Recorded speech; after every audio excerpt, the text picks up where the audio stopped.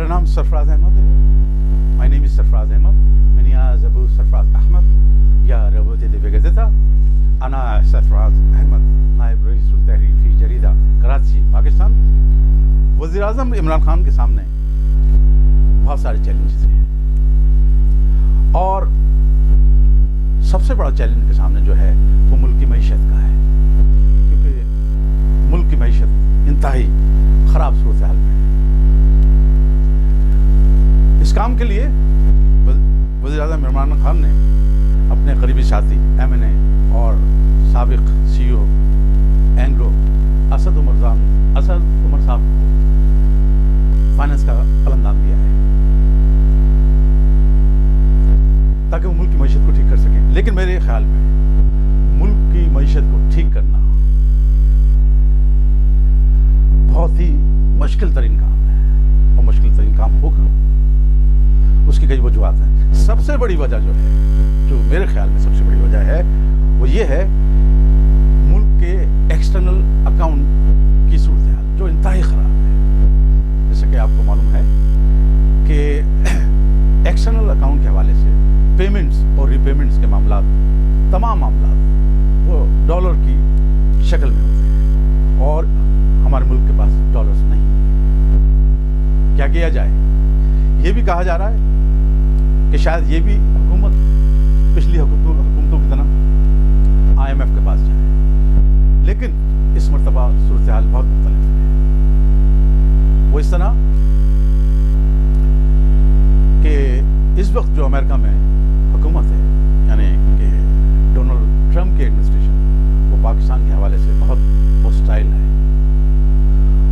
اور ایک senior American official نے یہ کہہ دیا ہے کہ IMF کا کوئی بھی لون جو پاکستان کو جاتا ہے اور اس سے پاکستان چائنا کو اس کے لونز کی ری پیمنٹس کرتا ہے، اس کی ہم بہت شدت کے ساتھ مخالفت کریں گے. تو یہ رہا IMF کا معاملہ. تو اب ڈالرز کہاں سے آئیں گے؟ یہ ہمیں پتہ ہے کہ عمران خان اور اس کی ٹیم بھرپور کوشش کریں گے اور کر رہے ہیں کہ وہ حکومتی اخراجات کو جس حد تک ممکن ہو کم کر سکیں، وہ کریں، یقیناً کریں گے. لیکن اس سے ڈالر کا معاملہ حل نہیں ہوتا. وہ اس طرح سے کہ ہمیں پتہ ہے کہ ڈالرز کی جو 3 پرماننٹ سورسز ہیں، وائبل سورسز ہیں. نمبر 1 ریمیٹانس، جو ہمارے اوورسیز پاکستانی بھیجتے ہیں فارن کرنسی کی شکل میں. Number 2 FDI، foreign direct investment, جو ملک میں آتی ہے ڈالر کی شکل میں. پچھلے 5 برس سے FDI یعنی کہ فارن ڈائریکٹ انویسٹمنٹ نہ ہونے کے برابر ہے. اور تیسری سورس اور میجر سورسز سے کہنا چاہیے سب سے بڑی وہ ہے ایکسپورٹس. بدقسمتی سے پچھلے 5 برسوں میں ہماری برآمدات میں کوئی اضافہ نہیں. تو نتیجہ یہ کہ ملک کے پاس ڈالرز نہیں. حکومتی حلقے خاص طور پر اکانومسٹ جو حکومت کے پاس ہیں وہ میرے خیال میں عمران خان کو مشورہ دیں گے، اسد عمر صاحب کو مشورہ دیں گے کہ ایز اے فرسٹ اسٹیپ ہم یہ کریں کہ امپورٹس کو کرٹیل کریں تاکہ جو ڈالر کی ڈیمانڈ ہے اس کو چیک کیا جا سکے. یہاں میں چیز عرض کرنا چاہوں گا کہ جس طرح کے ہمارے ملک کی ایکسپورٹس اور امپورٹس دونوں میں بہت بڑا مس میچ ہے، وہاں ایک چیز اور بھی سامنے ہمیں رکھنی چاہیے. وہ یہ ہے کہ ہمارا ملک، اس کا پچھلے چند برسوں سے ایک آبجیکٹو ہے ہائر گروتھ کا. اور کسی بھی ڈیولپنگ اکانومی میں جہاں پر ہائر گروتھ کا آبجیکٹو ہو، وہاں پر امپورٹس کو کرٹیل کرنا یا ڈراسٹکلی ریڈیوس کرنا ممکن نہیں ہوتا. اس کی وجہ میں آپ کو بتاتا چلوں. مثال کے طور پر ہمارا امپورٹ کا بل ہوتا ہے، اس میں سب سے بڑا جو آئٹم ہے وہ ہے آئل کا. اور حالیہ مہینوں میں اس میں ایک چیز کا اور اضافہ ہوا ہے، وہ ہے LNG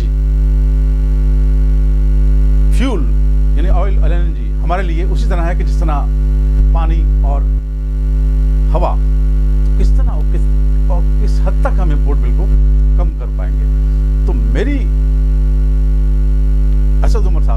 عمران خان سے یہ ایک طرح سے درخواست ہوگی کہ وہ کچھ کریٹیو آئیڈیاز کے پاس کی طرف جائیں کہ جس سے ہمیں مڈ ٹرم اور لانگ ٹرم سولوشن ملے. ہو سکتا ہے ہمیں شارٹ ٹرم میں کوئی بہت بڑی کامیابی نہ ہو. وہ سولوشنز کیا ہو سکتے ہیں اس کے لیے اور اس سلسلے میں بعد میں بات کروں گا. آخر میں یہ بات انتہائی ذمہ داری کے ساتھ کہنا چاہتا ہوں کہ ہم آپٹکس کی طرف نہ جائیں. ہم کو کچھ کام کنکریٹ کرنا پڑیں گے. وہ کچھ صبر طلب بھی ہو سکتے ہیں. اس کے لیے ہم کو کرٹیسزم بھی برداشت کرنی پڑے گی. لیکن پلاننگ اچھی ہو, نیت اچھی ہو, امپلیمنٹیشن کا جو فیس ہے اس میں کوئی رکاوٹ نہ ہو, ہمیں اچھے نتائج ضرور ملیں گے. بہت شکریہ.